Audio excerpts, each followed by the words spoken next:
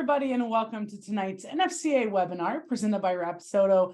We're here with the championship panel so you can learn straight from those who have recently hoisted a trophy what it takes to be the last team standing. It's not always X's and O's. It's not always just culture, team management. It's the combination of everything that has separated these teams from the rest of the pack. We hope that you enjoyed this conversation, and we hope to see you on the next webinar live. My name's Cheyenne. I'm an assistant at Southern Oregon University. So we're NAIA. This was my 7th season as an assistant, and I just finished my 6th year at SOU. And a part of 3 championships, correct? Yes, 3. 3. Very exciting. Very exciting. Congratulations on a great year. Thank you for joining us. Coach Davenport, you're up next. Okay, I'm Mike Davenport. I'm the head softball coach at the University of North Georgia, NCAA Division II. Finished my 23rd year as the head softball coach here at North Georgia, the 27th year at UNG, as I was the assistant women's basketball coach my first 4 years prior to jumping over back onto the ball field, and finished 23 years now here in beautiful Dahlonega, Georgia, up in the mountains of North Georgia. Coach Elke, you are up next. A little bit about yourself and your program. Hi guys, I'm Mike Elke. I'm the head coach at the North Dakota State College of Science. We are a Division III junior college in Wahpeton, North Dakota. I just finished my 6th season there. And prior to that, I was a pitching coach at a D3 private and high school coach before that. Thank you, Coach. Appreciate that. Coach Gasso, you're up next. I have my glasses on so I can find that mute button. And my name's Patty Gasso. I'm the head softball coach at the University of Oklahoma, finishing my 29th, starting my 30th year at OU. Thank you very much. Donnie, I think you're with us. I know you're going to be in and out. Is this a good time to chat? Yep, I'm good. All right, go ahead and introduce yourself for everybody. Coach Diane Dankelson, head coach at Tryon University, just finished my 18th season. All right. Oh, well, thank you very much. We're going to go through these questions and get this thing started for everyone. One of the first questions we got was about building team confidence. And I think this is a really interesting one because sometimes you think you're a championship team, you might not have a problem with confidence. So we're going to have, let's go Coach Elke and Donnie. Let's have you two take this one. Coach Elke, do you have to work on this? I mean, where does confidence fit in with your program? Very much so. So, we're at the D3 junior college level. So we definitely are working a lot on confidence. The way we're structured, though, we start our fall season, we do play a lot of universities and NAIA's Division II. So it is very tough, to start the fall. And then we basically work on the confidence, once we're done with our games and stuff like that. We do a little bit in the fall, but most of it is done. With junior college, there's not really any rules. So we basically do, November through the rest of the season, I guess. Thank you very much. Coach Dankelson, how about you? Is the confidence something you guys are working on all the time? Yeah, I think it's just part of the process. The more you invest, the more confidence you have. I always tell our kids, if you take a test you didn't study for and you fail it, it doesn't really hurt your feelings. You're not invested. But if you study for weeks in time and you flunk that test, it hurts because you're invested. So I think the process of being invested and working hard every day creates that confidence when you finally get on the field. Thank you very much. One of the other questions we have is what part of the game that's not physical, the non-X's and O's, was most crucial to your championship run? So we're going to have other 3 coaches on the panel. All of you take that one. So for you, Coach Davenport, let's start with you. What was the non-physical that made the difference this year? I think this year for us was the unselfishness of these young ladies. And I'm not sure that's something you teach. Hopefully it's something you can recruit at our level a little bit. But you have to really invest a lot of time getting the right people into your culture and into your program. And then those student athletes kind of build our culture. And I had a group that, been doing this 23 years now. And I think they all wanted the ball more. They all wanted to hit more. They all wanted to play more defense. But I've never been around a group of young ladies that just, for us, enjoyed their teammates' success and understood that more than any team I've had. And it was amazing to watch and really, kind of refreshing. I think in athletics right now, we've got a little bit sense of entitlement that we're all kind of facing, not a bad run of it, but there is a little bit now out there. And so I think with this group, it was very refreshing, very rewarding to coach this group. That makes it fun, doesn't it? When you have that type, those are fun seasons for sure. Cheyenne, how about your team? When you think about what stood out that wasn't on the field?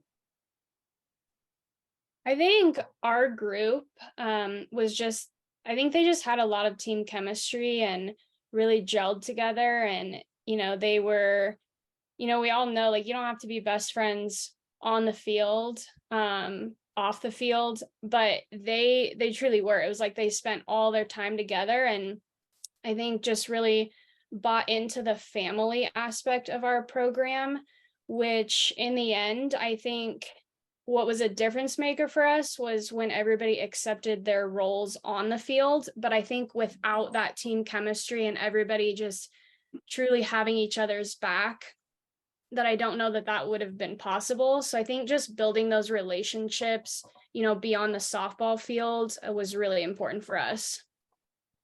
Thank you very much. Coach Gasso, how about you? What was the difference maker for your team this year? Our team is so diverse. We have them coming from different backgrounds, different parts of the country. And when they all came together, I thought, okay, this may look like oil and water. And they really did a great job of inclusiveness and inviting everyone together, getting to know people that are real shy, going out of their way to bring this group together. I think all of us would say that if you don't have a team that is connected and has chemistry, you could be the greatest players in America, but you're still not going to find a way to win. And to me, that was probably the most adult thing that I have seen a team do in a long time, is just open up their arms and embrace people that, when they first meet them, they're like, oh, no, I'm not it. No, but that changed. And I think that was one of the things I was most proud of, is that they took a very adult-like, because they understand that if I want to win, I need you. I need you to help me win too. So I've got to surrender my ego and get to know, I felt just a really great woman style, adult-like approach towards our team. Coach, just follow up on that. Has that changed for you over the years? And Coach Davenport, I'm going to ask you this one too, but in the way that you approach coaching diverse teams, is it more of a priority to get a lot of different types of personalities in kids? Has that changed since, in the early years, or how you coach a group of people who are so different individually?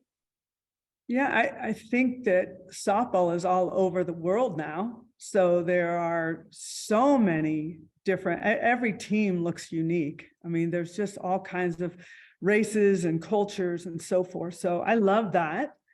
So it is unique without question. It's not like I'm trying to look for it as much as just trying to find athletes that are elite and fit our program.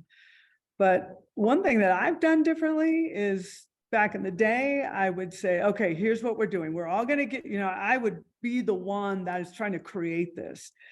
And in this day and age, I sit back, I don't talk as much, which is kind of nice, but it's also like, oh gosh, please do the right thing. Please do the right thing. Say the right things, do the right thing.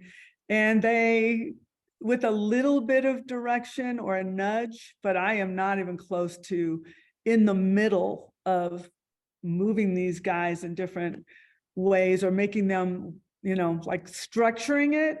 I'm not doing that the way I used to. And I was really, this season especially, I was most concerned, like, oh gosh, I'm allowing them too much freedom, but it seemed to work out. So we're good. Thank you. Coach Davenport, how about you? Has that changed over your tenure? Oh, for sure. And I agree with Coach Gasso. I think early on, you kind of recruit those kids that you think that that want to play for you, and now I want to coach for them. And I love the fact that, we bring in kids from different areas and stuff. And I think what's most rewarding for me, one of the most rewarding things is obviously after the wins and losses and all that good stuff is this kind of seeing relationships forged when you bring kids in from different walks of life, and seeing them become best friends for life. And then, when they come back 5 to 10 years later, and you're like, well, that's cool. That was created here because of a little yellow ball. And I think that's a big responsibility for us. And I think over the years of coaching, that's become important to me, is knowing that when I get kids out of high school, and then even like our incoming class that comes in here in, middle of August, who's going to end up being the best friends for life. And that's a pretty big responsibility, but it's cool to see kids come from different areas and different lifestyles and all that good stuff, and just forge through the game of softball, that we can provide a platform for that. Very cool. Thank you, Coach. Let's do a different question. Even the championship seasons have their moments where you're thinking, oh, this might not be going well, or we might be having some troubles here. Let's talk about when you have those valleys, even in a great season, and how do you coach through those? Donnie, you want to kick this one off for us? Yeah. I just think you kind of keep your mind on that. Last year we started off 0-7, then finished second. And this year we, had a little better run this year. But I think he's got to remind him it's a long race. It's not it's day by day. It's a grind, and just stay focused on the next goal in front of you. We talked about, after a loss, tomorrow, let's celebrate little things. How many high fives can we give? How many bunts can we get down? How many times can you communicate? How many people can you pick up when they're down? And let's just celebrate the little steps. And guess what? That'll take us a long way through each game, and not focus on the scoreboard so much, but how can we be a better teammate every inning, every play? Thank you, Coach. Cheyenne, how about your team? What were some things that you all did in the instances where you felt a little adversity?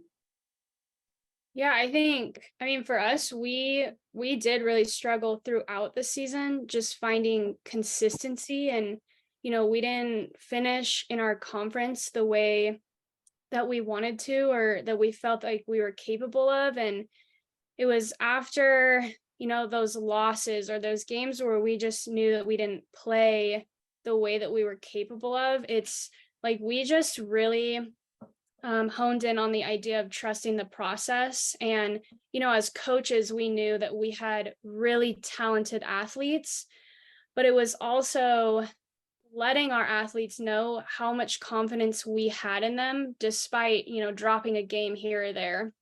It wasn't that we needed to show up the next day to practice and just run, or like have these crazy adversity practices, but it was just like trusting in the process. And I think, once we got later into the season, we did just have some really like open, honest conversations, and just opened it up to the team. Like, okay, what do we need to do to get consistent? And I think giving them a voice in that really helped just us as a whole, players and coaches, like fight through that struggle with consistency. And I think it was just at the end of the day, like we were able to trust in the process, trust in all of the hard work that we put in. And I think the players just did a really good job of buying into that idea.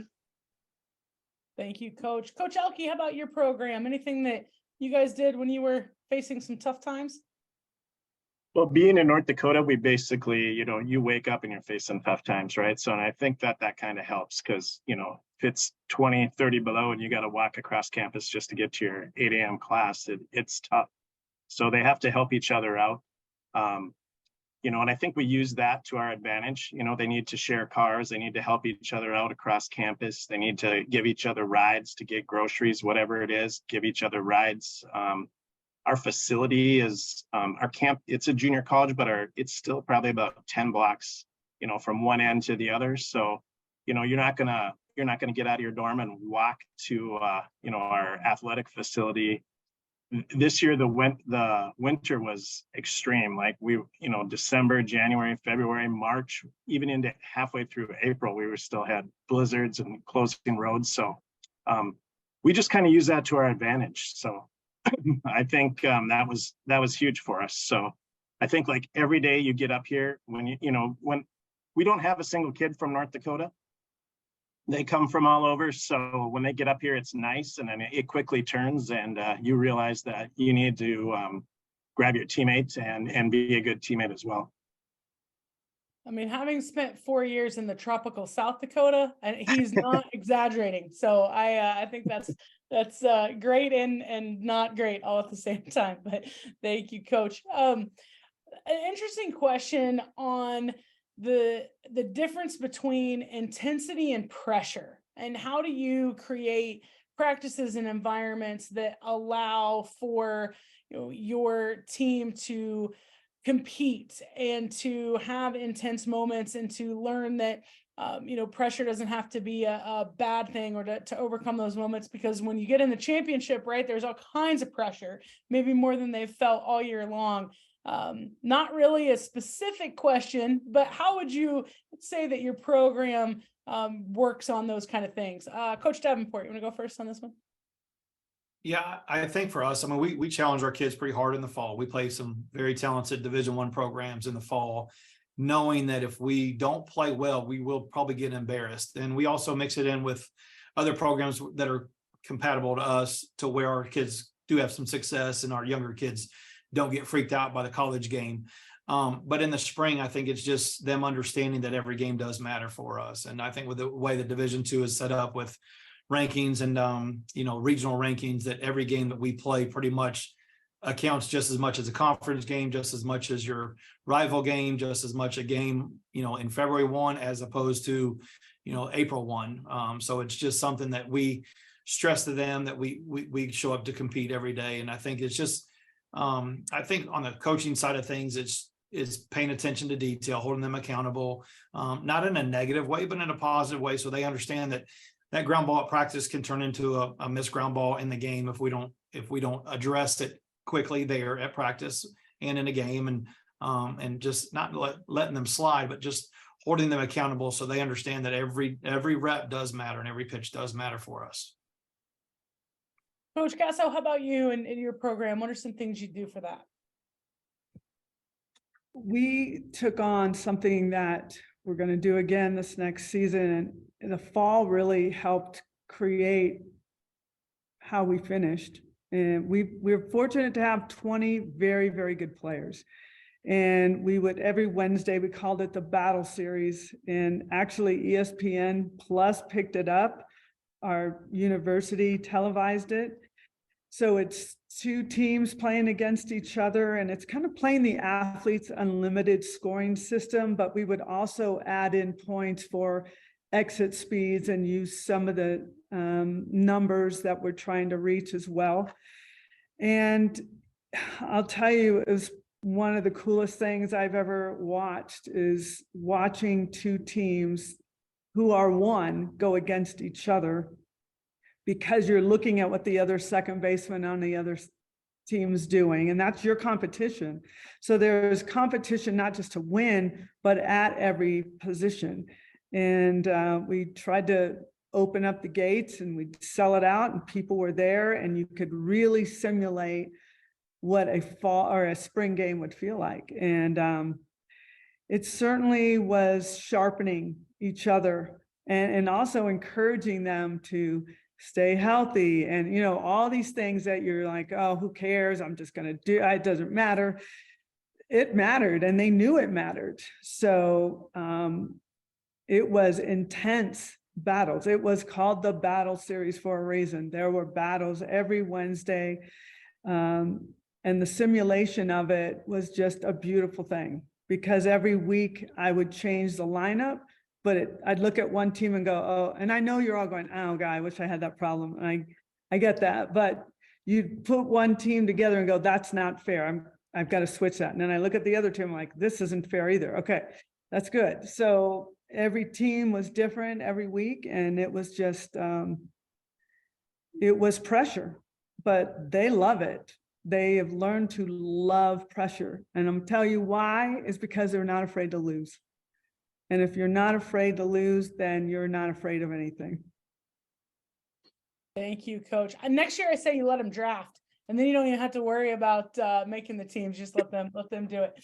Cheyenne, let's go to you on this one. What are some of the ways that you build team chemistry? What are some of the things that you do, whether it's early or late in the season, to really get the team to come together? Yeah, I think we start right from the fall, and our fall is pretty intense. I mean, I would imagine like most colleges, but we do a lot of not only activities together. We start right off the bat with what we call Raider Ruck, which is, if anybody wants to look up Go Ruck, that's kind of where it stemmed from, and it's evolved with us over the years. But it's kind of a physical mental test that really makes you work together as one unit and quickly shows kind of if you have weaknesses in terms of team chemistry, working together. We also really do we like to do a lot of things like personality testing. Last year we did the Enneagram and gave the players the opportunity to actually present what they look like when they're in a healthy space and what they look like when they're in a not so healthy space personality wise.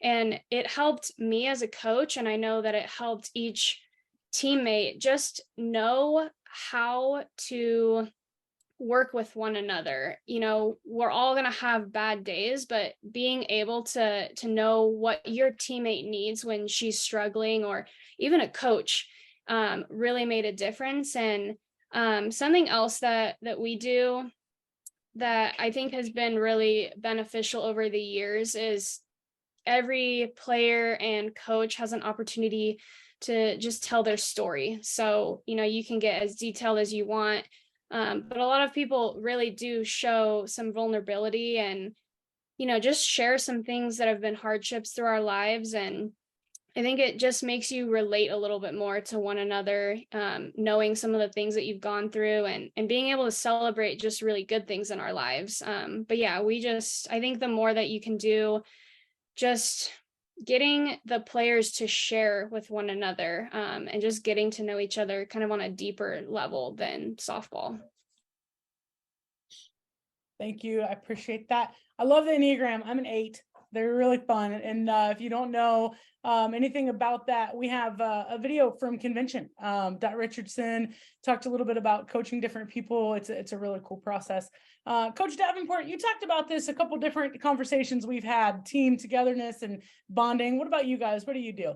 Well, I think what we do is, and I've had a buddy of mine say, you shock them. So we get them early on campus, and especially our new players, whether they're transfers in or freshmen coming in, we do the first full weekend of classes after classes are permissible. We do what we call RBI weekend, which stands for respect, balance, and intensity. And we're blessed to be in the North Georgia mountains here. And so there's a lot of outside opportunities for us to do some cool things as far as team building. We don't touch a softball that whole weekend. We'll go traverse a bunch of, waterfall steps, different parts of the North Georgia area. We break the girls into 4 different teams, and they compete very hard. It's in fun, but it's very good to get them off the softball field and compete very hard. And I think for us, that kind of sets the tone for us, and lets our freshmen know that, and our new players know that there's a sisterhood that they can kind of rely on, because they're going to face some pretty tough challenges. First 3 days are very physical. And then the last couple of days, we do maybe some ropes course obstacles, and that really challenges out of their comfort zone. And physically they're exhausted, which means mentally they're challenged a little bit. But they've got some teammates that they're relying on, new teammates that they're relying on, that they may have just met 4 or 5 days prior to. So we force them to kind of get out of their comfort zone. Oftentimes in our events, we'll mute our upperclassmen, juniors or seniors or returning players. That way it forces our new players to kind of communicate. And as coaches, it's a great evaluation piece for us. We get to sit back and kind of watch our kids and our new players, and who listens well, who has good ideas, who's a doer, who's a listener, or maybe a follower, and you kind of get to see their personalities. If the kids make it through, which they all have made it through in 23 years, then they realize that and I tell them that's the toughest thing you're going to go through. Everything else now is just softball. Let's go have fun and let's get after it. But you can trust your teammates now, and the relationships that get forged over those 4 days is pretty cool. Obviously, you have a hand in breaking the team into 4 teams. You put some veterans on one team and kind of balance it out, so it's not loaded on one side or another. But it's neat to see their personalities come out over a 4-day period, and then boom, they hit the ground running once classes start. The second week of classes, they see their teammates now in a different light, and it's good. We're kind of off and running with that every year. Thank you, Coach. We have a lot of questions here on the sustained success piece. How do you keep it? How do you keep the championship mindset? It only gets harder, right? I think we've learned and we hear and know. But Coach Dankelson, let's come to you. And what are some of the things? Championship finals last year, championship this year. What are the things you're doing to create that sustainability from a success standpoint? Well, we always tell our kids that players graduate, the standards do not. So one thing we do here, I think it's kind of cool, is our whole program is built on the word Ubuntu, and it pretty much means I am because we are.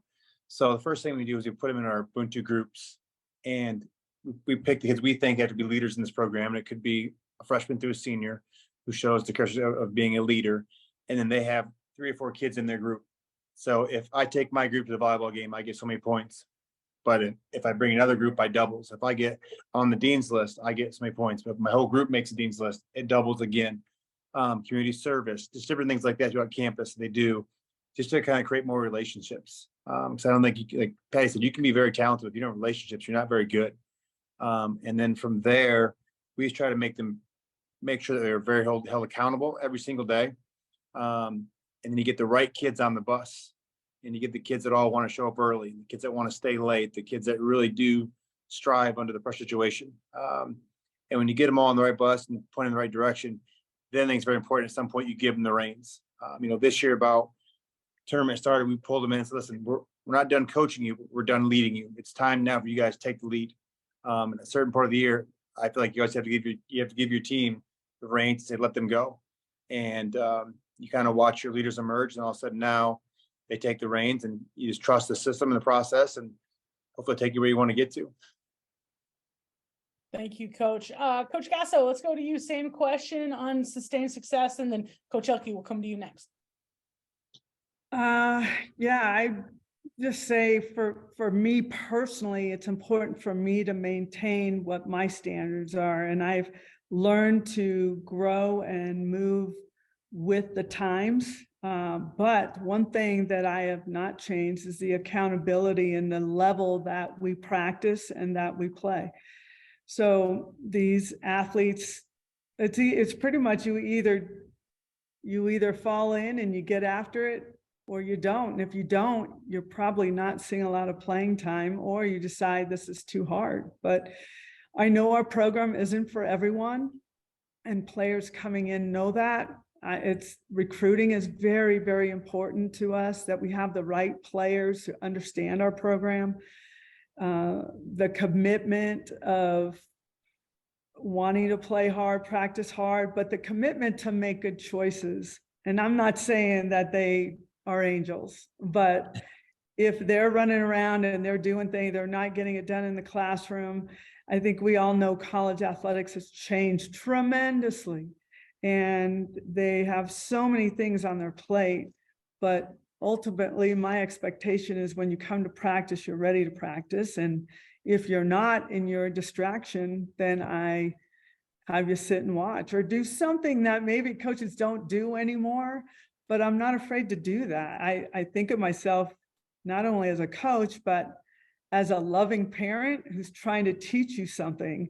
I think of our program as not a softball program, but a life program. And that is how we get where we're going, is because we're doing life together, not just softball.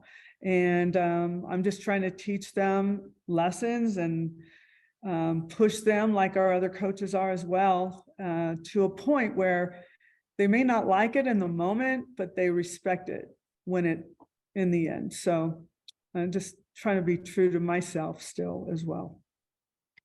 Yeah, and coach, have you found, I hear this all the time from other coaches, but you can push them and you can have that loving, tough relationship because of the work that you put in to get to know them individually. And you wouldn't be able, is it true to say you wouldn't be able to do that if you didn't do the work early so that they know that you care about them and have that background? Yeah, that's a good question, because I thought you were going to pick on me on another question, so I had my answer ready, but I think it can work in this situation as well. When we came back last year, last fall, the team was still exhausted from the end of the season and then playing, so it's like they didn't get a break. I gave them additional like 10 days off before we actually started as a team. And I said, go out and go on the field as a group and get working and see if they can, kind of figure out their leaders or what have you. And the first day I jumped these guys pretty good. And we came back in the classroom, and there's a man named Brett Ledbetter that wrote the book, What Drives Winning. And he's a very good friend of mine. And he was in the classroom with us, and he knew that we didn't have a great practice, and he was letting them, like, pulling it out from them, like, say what you got to say. And they are just coming at me. And I'm like, God, I was turning, my face had to be beet red, because I'm taking all this in and I'm like not saying anything back. And afterwards I was so upset. I'm like, this is BS, this isn't right. I'm trying to get them. Brett Ledber's like, sit down, be quiet and listen. Let me tell you what they're trying to get from you. They want to have a relationship with you. And these guys are still relatively young, and I knew the older group much better. So I had this ego, like, I don't care, that whole thing. And I surrendered that ego because I knew I had to. And I took every one of them out to a meal. And it was usually IHOP, because that's my place. That's my jam. So, and it's cheaper. So that's my jam. Got to listen. I asked questions, but I listened. And that's what they want. They want to be heard. And I learned that. In that moment, it changed our relationship as a team and mine with each athlete. But a lot of times we have to just, as angry as I was, and like, how dare you guys come back at me like that? I realized that they were begging for something different. It was just in a different way. And he had to explain that to me. So, I mean, I'm evolving constantly and learning how to do this life with this team as someone who has been there and done that. But a lot of times this generation, they like to learn from each other, or they want to get the answer off of their phone or Siri or what have you. And I'm like, hey, I've been doing this for 29 years. Anybody? No, we're good. So eventually they'll come to you. I just would tell you that when the going gets tough is when they're right next to me, or when we're at the World Series, or we're in postseason, things aren't going good for one of them, or as a team, they'll come to me. And so to the point of, I just sit back and let them do their thing. I do, but I'm there when they need it. Or if they are off track, I'll get them back on. But I learned a lot this season. I had to change and go out of my way to really get to know these players. Thank you, Coach. We have another question about staying calm. We'll come back to that one. Here later. Coach Elke, follow that one up for me, will you? What do you guys do from your perspective in your program? Well, we try to get the best pitchers, and that usually works out for us. Has been the key so far. So for us to be consistent, besides that, I think, at a junior college, they have to rely on me. I got to be their biggest promoter, right? So that helps a lot. And just, recruiting, at I don't have scholarships to give them, so I'm constantly recruiting. And my first, I would say, a life lesson I learned my first recruiting class, we did really well. We finished, I think, 3rd in the nation, and I thought this is a pretty easy gig. I can do this no matter what. And my second year just didn't go well because I had just brought in some kids that just were really good ball players, but just not good people. And I learned a lesson. And so since then, I think you got to talk. I just recruit. And I think getting the right people in there, the right people that want to come to North Dakota, that understand, we're going to play a tough fall schedule, and we play a tough spring schedule. You're going to be riding in bands all around the country. It's just going to be very difficult and very tough. And that's definitely part of it. You just got to find the right people for us that want to be there. If you don't want to be there, it shows pretty quickly within, by October, they're usually headed home. So that's kind of the key for me.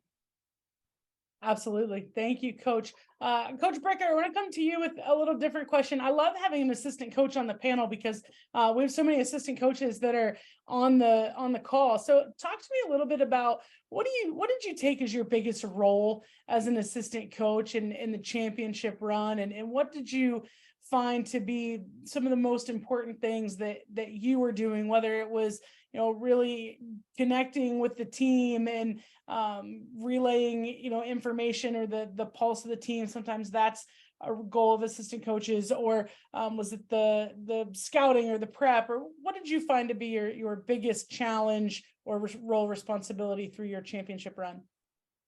Yeah, I think it's evolved over just as I've grown as a coach. I've coached for Coach Pistol. That's all I know. Like, I've only coached under her, and I also played under her. And so I think just in this particular year for me, I think in recent years, I've just grown a lot more confident in myself as a coach and what I bring to the table as an assistant, and just knowing that I do have a voice, and I'm not afraid to speak up. I'm not afraid to ask questions. But first and foremost, I think just my role as an assistant is just to be loyal to our head coach and be super supportive, but also like question and like try to, I think, just make us all better. In terms of with the team, I think as an assistant, something that I do well, and I think a lot of assistants would also be able to relate to this, is you are kind of more, you just are a little bit more of like a middleman between the head coach and the players, right? Like, I'm closer in age, I am not super far removed from the game, and I think just there is that relatability in that aspect. And so I think going into this postseason run, that was really important for me to just like really check in with the players and see how how they were doing and how I could help. And then in terms of like other roles, I take a lot of pride in the work that I do with our pitching staff and the role that I have in scouting. And that definitely looks different at our level, just being an NAIA school, but putting together scouting reports and feeling like I really have a heavy role in preparing our team and our coaching staff for, what we're going to expect in these next games. I think we're all kind of roles for me that were really pivotal for me in this particular championship run. Thank you very much. Coach Gatso, I know you have to go. Before you do, one last question for you. I love this answer. I want to hear everybody's answer on this. What role does your entire staff play with your program, and what are the most important things that you would give advice-wise for assistant coaches who, want to be on a championship trophy hoisting mission? Well, I'm quite unique where I have an assistant coach who I also birthed. So that is really a weird dynamic sometimes because we have the mother-son kind of banter plus coach, assistant coach. So number one for me as a head coach, I have to trust I have to trust my coaches. They must be loyal. If they're sneaking around talking behind my back, or they are, trying to gather the team together and say, if I was doing it, I would do it like this, you will be out of this program immediately, because there's no room for that.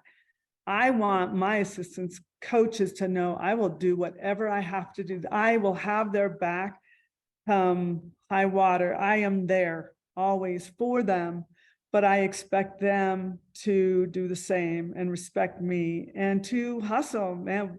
I'm a school of blue collar, hard work, hustle. That's what I'm looking for, but I'm looking for that from coaches as well. If you come out to the field and you're just like, oh God, I don't want to be here, then why would a player want to be there? So whether we have a good day or good day or bad day, you should not know it from us, assistant coaches and head coaches. So I think loyalty goes far, and trust, because I trust Jen Rocha to be in the bullpen and make those pitchers the best you can be. And I'm not in there going, what are you guys doing? Tell me why you're doing that. I'm not questioning them, because I hired them because they're good enough. So I'm trusting that my assistant coaches are doing the work to show me that they're good enough. Because when I don't have to look over everything, I'm at my best. So it's about making sure that they understand I need them to be great. And to me, assistant coaches are like catchers, right? To me, head coaches are pitchers, right? We get the glory. Look at us. Look at what we're doing. Oh, wow. Look at Coach Gass. It's not me. And I know that. My assistant coaches make this thing run. And I tell them that every day. And I glorify them every day, because we are a staff. It's not me and them. So it's very tight knit. It's very, I don't know, we just really communicate. I open up the floor. We talk a lot. There's no bad ideas. So just being able to speak your mind, don't be afraid. And if you're intimidated of your head coach, then you're in the wrong program. Or if you're intimidated of your head coach, have a conversation and let's figure out why. But every assistant coach should love who they're working for and believe in who they're working for. And if you don't, you need to think twice about why you're there, because you're going to ruin that program. And that's really, really, really important. I tell you, we could not be where we are without my great assistants and support staff. Thank you, Coach. Appreciate you. Appreciate that information. And I know you've got a thing, so whenever you need to bounce off, we appreciate it. Thanks, Thank you, Coach. guys. Have a good night. Thank you. Coach Dankelson, same question. You've had a consistent staff and then new staffs as well. What do you get the most out of from your assistant coaches throughout the season? Well, I was very fortunate to have the same staff for 13 years. And then she got a head job in our conference. So now we have 2 head coaches in our conference that played for me, and both assistants played for me. So our conference got a little more rival now. It's been a lot of fun. But I've been really fortunate to have Coach Smith for 14 years. And we got a new coach, Coach Foster, this year. Actually recruited her out of high school. I didn't get her. So when I got the job opening, first person I called was her. But I think one thing we have to do as head coach, we have to stay in our lane. I mean, our pitching coach is fantastic. I don't do anything with pitching. I don't try to, go down and do anything. I trust him. And then Coach Foster has the outfielders. And so we make it very obvious that that's their area. I'm not going to cross into it. We don't talk that much during games. He comes down, ask my opinion, I'll ask his opinion. But they have to know that I trust them. And I want them to come in and give me their opinion. If I ask them a question, I want them to give me an honest answer. I trust them. That's why I hired them. And as head coach, we have to do their job. They have to know that we have their back and that we want them to do everything they think they should do. And I don't need to ask permission. Just go do it. If you think it's right, do it. And I asked them to outwork everyone else. That's a big thing with us is, we have to outwork everybody. As a D3 school with no scholarship money and primarily engineering school, we have to outwork everybody. So I asked them to be very committed. If you're not committed, that's not going to work. But also, if they need day off, come see me. Come talk to me. I mean, Coach Smith would work 13-hour days, 4 days a week, coming to practice to whenever. I mean, he just outworks everybody. But they have to know that they're a big part of this. And I try to give them the most credit I can, that they are a huge part of this. And, The biggest thing with assistant coaches is you have to let them grow. You're going to lose them at times. I told Sid, hey, I'll have you as long as I can, but when you're ready to go, just let me know. Because our job as head coach is to help them grow and get them where they want to get to. And I've been fortunate to have the same staff for a long time and just really grateful for what they do. But biggest thing is to let them grow, and don't ever talk in front of the players. Keep in your office. If you have a disagreement, but just trust them. Let them do what they want to do. Thank you, Coach. Coach Elke, I know sometimes it can be hard to find staff and have some support systems there, but talk to us about your assistants, your structure, and what your role is and what your philosophy is. Well, I've been lucky. I have my assistant now he was a volunteer assistant, and then my former assistant is now a volunteer. So everybody just kind of wanted to be there, which certainly helped. And, so at our level, they're not really getting paid anything. So, one, they want to be there. So that's definitely big. We just like, we each have our role, right? So like my assistant he does the infield. I have another guy that does outfield. And I let them do whatever they want. We talk about it, before practice, after practice, in our free time, we'll discuss. But for the most part, if whatever they want to do, they're allowed. I give them the ability to do what they want, right? And then the guy that does the infields also, he's working with the hitters for the most part. So I let him do that, right? And he'll come to me and say, we need to tweak this, we need to do that, and I'll say, hey, it's your job, right? So they have ownership with it, and I think that's the big key. Is they have the ability to show up, do what drills they want, do what they want, as long as it fits into our system. And I'm not gonna stop what he's doing and start screaming from halfway across the field or the gym or whatever the case is. Thank you, Coach. Appreciate that. Coach Davenport, last but not least, what do you try to get with your assistant coaches on and their roles and development? Well, I think one thing that's maybe overlooked in our profession is the physicality of it. It's almost like recruiting process. And there's times I'd like to see a recruiting video on hiring assistant coaches. Two things: if you need to be able to swing a fungo and throw front toss at our level. I don't know, maybe the elite level, you've got managers floating around that can do it. But at my level, and I know where I've been for 23 years, if you can't swing a fungo or front toss, it's hard, because then I'm doing it or my other assistant's doing it, and then I can't have eyes elsewhere. So I think that's one skill that gets neglected in our sport. Coming from basketball, I don't think it was a major deal. You could post up with somebody for 2 seconds or show them a defensive stance poorly, but you're not actually playing. But I think in ours, if you can't work with the outfielders without learning how to hit fungos, you can't work with the infielders without hitting fungos.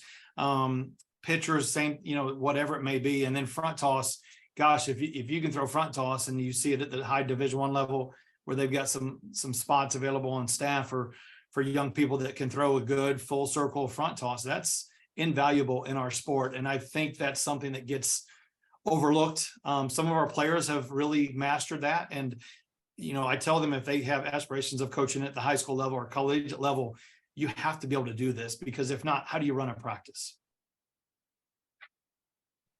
I love it. We did a presentation not too long ago on how to hit fungo, because it just, we laugh all the time. Carol and I think we can out fungo anybody, right? We go to tournaments. We're like, let us have a turn, but still to be worked out is a fungo contest at convention. I don't know how or when or what that's going to look like, but one of these days we're going to do it. It's going to be epic and awesome. We have a few minutes left, a couple questions here that have come in the chat.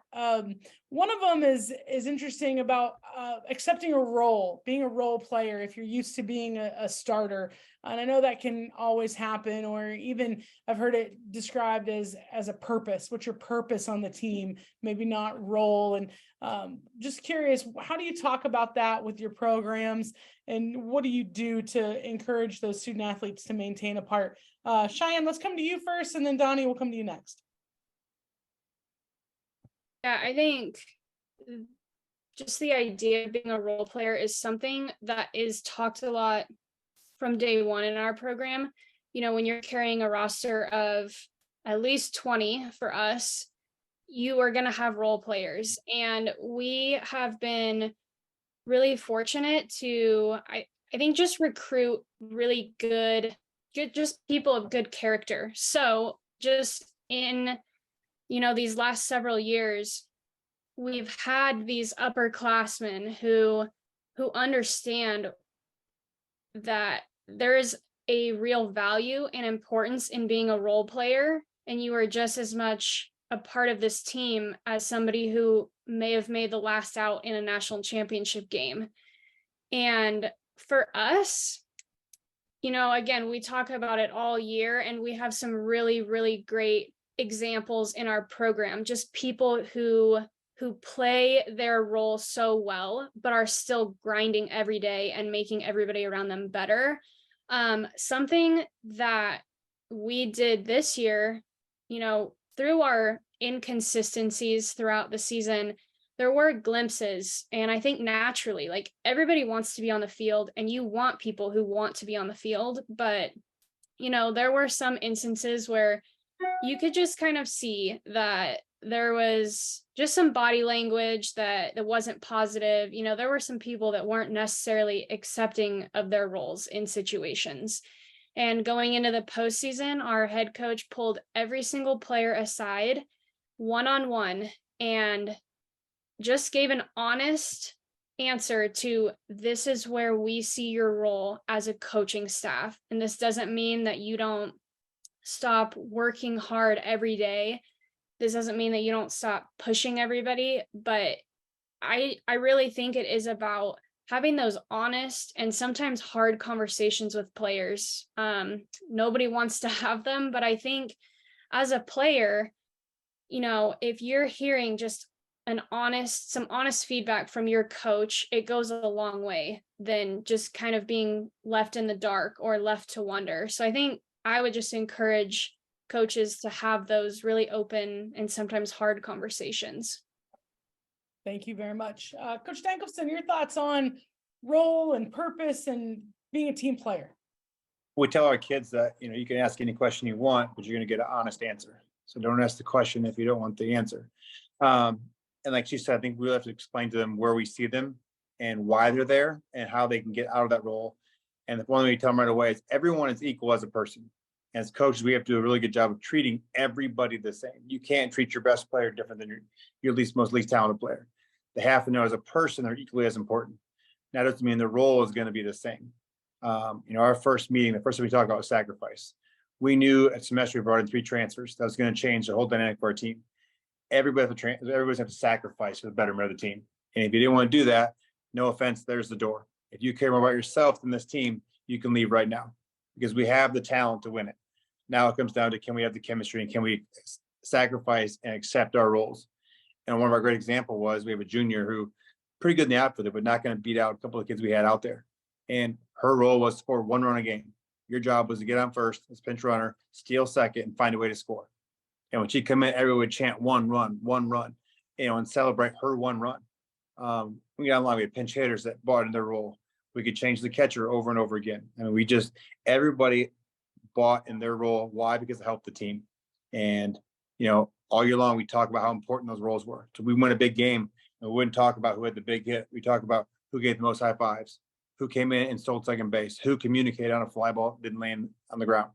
You know, the little things. We try to make sure that the role players felt loved every single day, so they kept doing their job.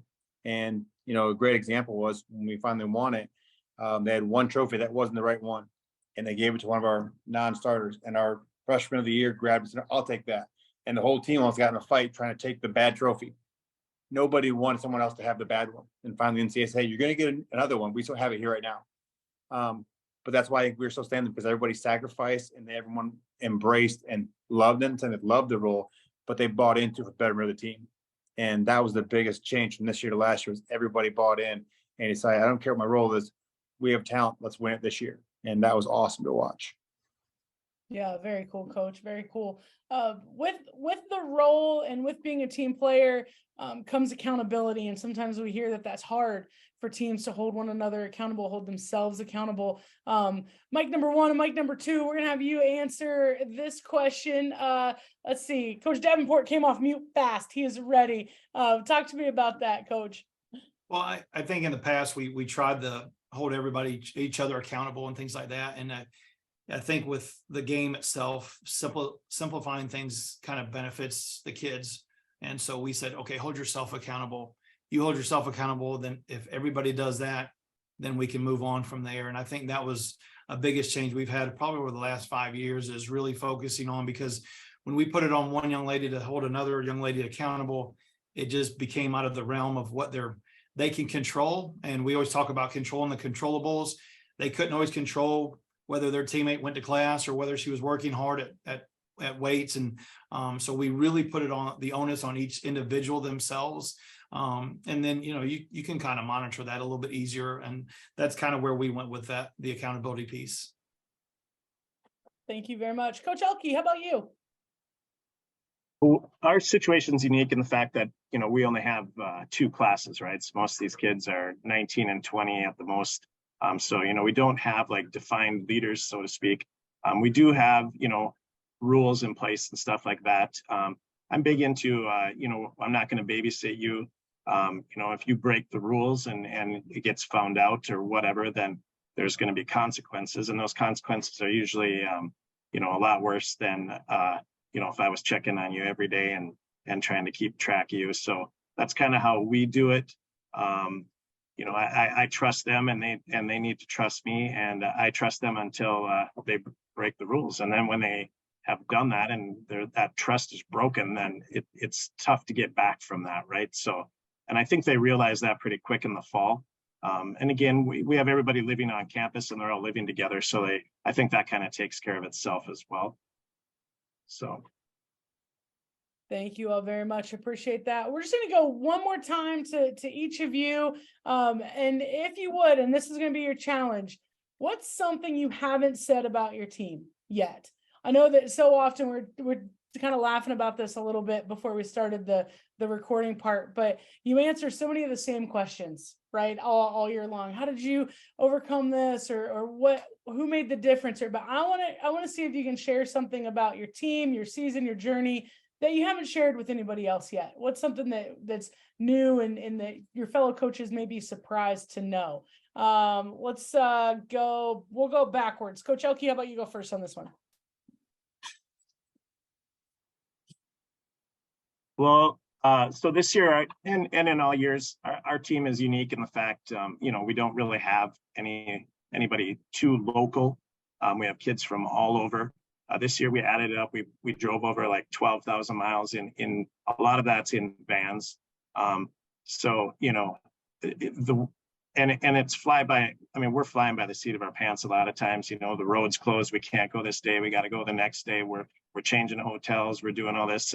And so my team's unique in the fact that, we don't really, it's you set a schedule and I give it to them on Sunday evening, and everybody knows that, hey, it's not even going to come close to that, and we might not even be in the same town that we're supposed to be, playing in, right? And we might be scheduled to play in northern North Dakota, but we might end up going to southern South Dakota to get the games in, and we're taking a van instead of a bus now, and you're going to be out of class on Wednesday instead of Friday. So it just changes based off the weather is the hard thing.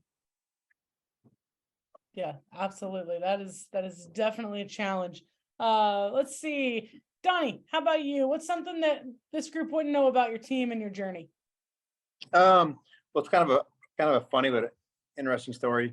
So if you watch the Erie thing, man, that team is really close. And we were really close, and you bring 3 pieces that semester. That changes a little bit, and we had a lot of roles change. So I don't know, a couple of weeks in, I had an idea I'd never done before, is I had to take a quiz. And I thought it was pretty simple. It was first name, last name, hometown, high school, travel ball. And I didn't think it'd be even difficult. And I was shocked by how many wrong answers we had.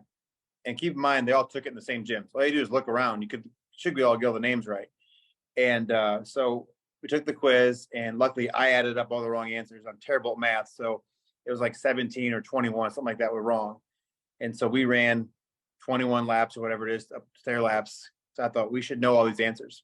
So the next day I had another quiz, and it was our signs. And they came back and they thought it was gonna be the same quiz. And took the quiz sign, and our pinch runner at 34 stolen bases got the stolen base sign wrong. And I thought, how do you miss this? So third day we come back, we take the quiz again. Now it's the name one again, and perfect score. Everybody got a perfect score. Came back the next day, took the sign quiz again, perfect score. So from then on, I thought we finally started to become a team and figure out each other and spend more time getting to know each other. I thought that was a turning point. I never would have guessed I would have been that mad leaving practice when they didn't know a lot of things. I assumed they already knew.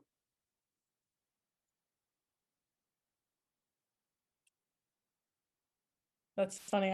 I'm wondering if you have to give the stolen base kid the steal sign, or is that just she makes up her own steal sign? Because maybe.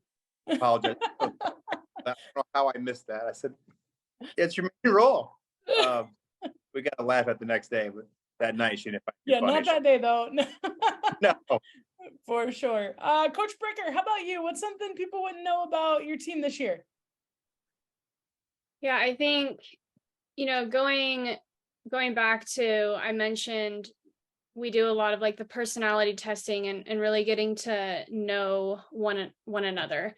And every team's unique, but this team we had a ton of type 2s or helpers. And I think from a personality standpoint, it was like, how do you get this fight out of people who are so compassionate and like want to just help one another? And I think, just being part of our program, we do a lot of really hard things. And for us, like this journey of just getting this group of helpers, of really compassionate, just good people, and teaching them just how to fight.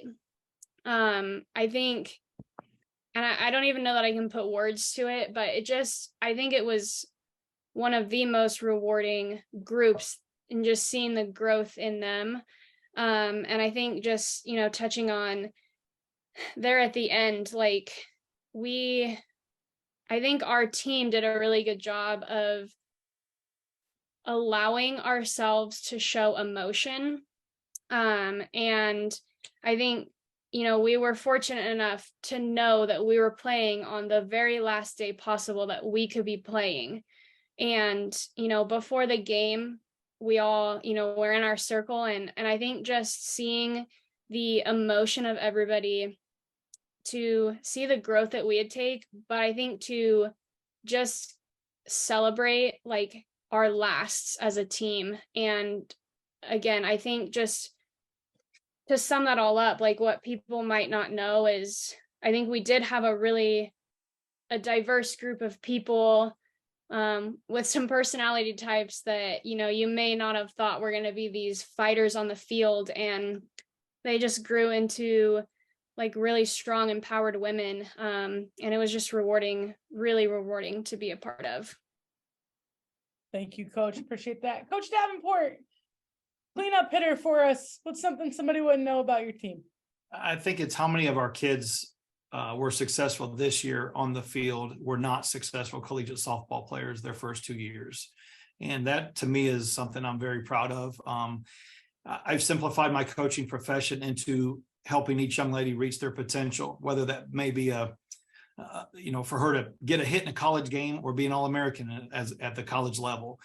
That's my job. That's what I've kind of simplified things to. And it's been neat to see the progress of our program and our young ladies. We had several key players in our starting 10, 12 players that first two years here at North Georgia were not very successful softball players. They waited their turn, but these two, they continued to work while they waited. And when they got an opportunity, boy, did they step into that role and just take off. And that to me was extremely rewarding. More than any win we ever had was to see kids continue to work, to stay with the process, and to eventually reap the benefits of all the hard work that they've put into it. And I think that's what people see us for the last 2 years maybe and see, well, your shortstop, your second baseman. Well, the first 2 years, you didn't know who they were, and they were here, and they were on the bench, and they were at practice every day. They were working extremely hard, but they did not get to play much. And so that's cool to see those kids work extremely hard and then get an opportunity. And when they take it and just run with it and be successful. We are at the end of our time, but I definitely want to take a couple minutes and thank our panelists for jumping on and talking about their championship. And congratulations to all of them for a wonderful season. But really, it's a testament to who you are as people in a program to come back and share, be willing to give some insight to these other coaches and colleagues. And I don't know about anybody else, but I'm going to be the first one to call Mark about going to Australia from the chat. If you didn't see that in there, it's only like 10 o'clock in the morning there, so you're not going to keep him up. You call him whenever. Is that right? It's like 10 a.m., right, Mark? Yeah. So you give him a call when you get off of here, and we'll take this thing global. But thank you everyone for your time. We appreciate you. Have a great summer. We have so many things we're planning for the rest of the year and next year. So really excited to loop you in on that very, very soon. But have a great night, everybody. Thanks again.